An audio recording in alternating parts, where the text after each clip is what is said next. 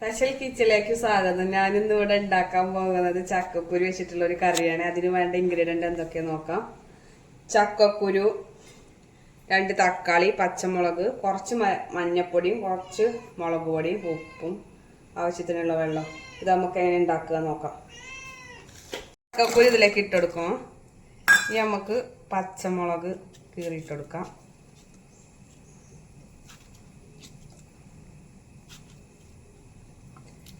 നാലെണ്ണം മതി. തക്കാളി മുറിച്ചിടാം. അപ്പം ഇനി ഉപ്പിട്ടെടുക്കാം. കുറച്ച് മുളക് പൊടി,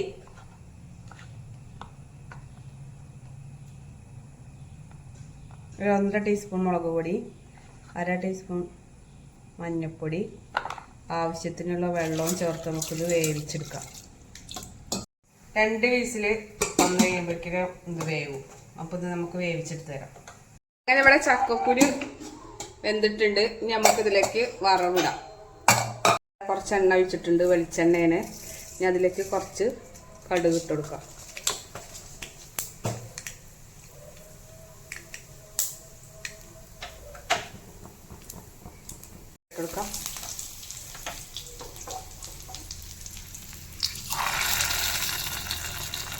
അങ്ങനെ ഇവിടെ ചക്കക്കുരു കൊണ്ടുള്ള കറി റെഡി.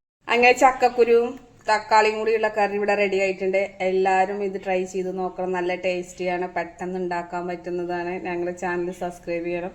ഞങ്ങളുടെ കൂടെ എന്നും ഉണ്ടാവണം, സപ്പോർട്ട് ചെയ്യണം. ബൈ.